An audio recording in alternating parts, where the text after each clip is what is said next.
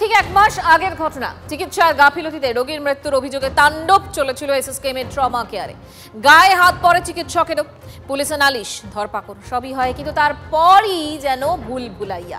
হাসপাতালে তাণ্ডব চালানো সেই মৃতের পরিবারও সরকারের ক্ষতিপূরণের তালিকায়।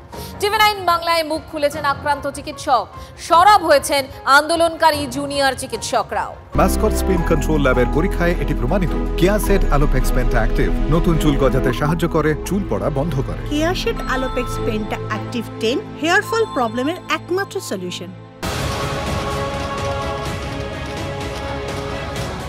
জুনিয়র চিকিৎসকদের কর্মবিরতির জেরেই 29 জনের মৃত্যু বলে দাবি করেছে রাজ্য সরকার। পরিবারের জন্য 2 লক্ষ টাকা করে ক্ষতিপূরণও ঘোষিত হয়েছে। মৃতদের ওই তালিকা ঘিরে শুরু থেকেই ওঠে প্রশ্ন, যে বিতর্কের জল আরও ঘোলা হচ্ছে।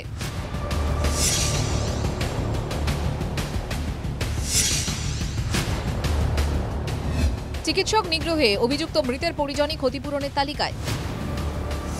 19 অগস্ট এসএসকেএম এর ট্রমা কেয়ারে মৃত্যু হয় খিদিরপুরের বাসিন্দা সামিউদ্দিনের। গাফিলতির অভিযোগে হাসপাতালে ভাঙচুর চালান রোগীর পরিজনরা। পিজিটি সুব্রত সুর আক্রান্ত হন। ভবানীপুর থানায় অভিযোগ দায়ের করে এসএসকেএম কর্তৃপক্ষ। মৃতের 2 আত্মীয়কে গ্রেফতার করে পুলিশ। সিনিয়র ডাক্তার কাউকে পাওয়া যাচ্ছিল না বলে আমি ইমিডিয়েটলি তাকে অ্যাটেন্ড করি। প্রায় 3 ঘন্টার বেশি সময় ধরে ট্রিটমেন্ট করি। ইনভেস্টিগেশন পাঠানো থেকে শুরু করে এক্স-রে, ইসিজি, তার শেষ পর্যায়ে তাকে সিপিআর দেওয়া বা এমার্জেন্সি ড্রাগ অ্যাডমিনিস্ট্রেশন করা পর্যন্ত আমি সমস্ত কিছু করি। কিসের ভিত্তিতে ওই পরিবারকে ক্ষতিপূরণ, কারা পাঠালো নাম, প্রশ্ন তুলেছেন আক্রান্ত চিকিৎসক।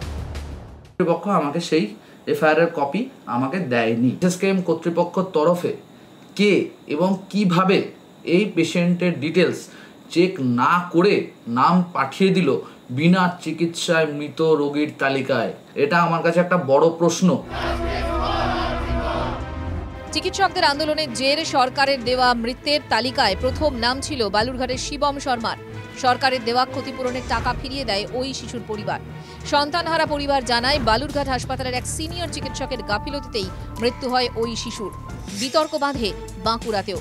নার্সিংহোমে মৃত্যু, অথচ সরকারি হাসপাতালে মৃতের তালিকায় নাম থাকার অভিযোগ ওঠে। তালিকা দিয়ে সেদিন এসএসকেএম যে ঘটনাটি ঘটেছেন তাতে যিনি পিজিটি প্রেজেন্ট ছিলেন তিনি আপ্রাণ চেষ্টা করেছিলেন সেই রোগীকে বাঁচানো। তারপরেও যখন সেই রোগীকে আজকে সেই 23 জনের লিস্টেই দেখা যাচ্ছে, তখন পরিষ্কার বোঝা যাচ্ছে যে এটা একেবারেই আমাদের আন্দোলনকে কালিমালিপ্ত করার এবং আন্দোলনকে দমন করার একটা প্রশাসনিক প্রয়াস। আজকে যাদের যাদের নাম রয়েছে তারা নিজেরা তাদের নিজের পরিবারে বলছে যে আমাদের তো ডাক্তার, জুনিয়র ডাক্তাররা আমাদের চিকিৎসা করেননি আর আমাদের কোনো অসুবিধা হয়নি। যেখান থেকে পারবেন নাম ঢুকিয়ে দেবেন। আর আপনি কত মানবিক, এই যে বলেন না মানবিক যেখানে হওয়ার কথা আপনি সেখানে মানবিক হন না, কিন্তু যেখানে আপনাকে ফায়দা লুটতে হবে, রাজনৈতিক ফায়দা, সেখানে আপনি টাকা বিলি করেন। পরের পর ঘটনা, একের পর এক বিতর্ক, তাতে এবার জুড়ল এসএসকেএম। হাসপাতালে তাণ্ডব, ডাক্তার পেটানো পরিবারও ক্ষতিপূরণ প্রাপকের তালিকায়। তাহলে কি এসএসকেএম কর্তৃপক্ষের কাছে কোনো রকম সত্য বা তথ্য যাচাই না করেই সুপ্রিম কোর্টে এই তথ্য দেওয়া হয়েছে স্বাস্থ্য ভবনের তরফে? আর যদি এসএসকেএম কর্তৃপক্ষের কাছে যাচাই করা হয়, তাহলে এসএসকেএম কর্তৃপক্ষ কেন সেই পিজিটিকে আশ্বস্ত করলেন যে তিনি সুবিচার পাবেন? প্রশ্ন তুলছেন আন্দোলনে থাকা জুনিয়র চিকিৎসকেরা। ক্যামেরায় দেবব্রতর সঙ্গে সৌরভ দত্ত, টিভি9 বাংলা, কলকাতা।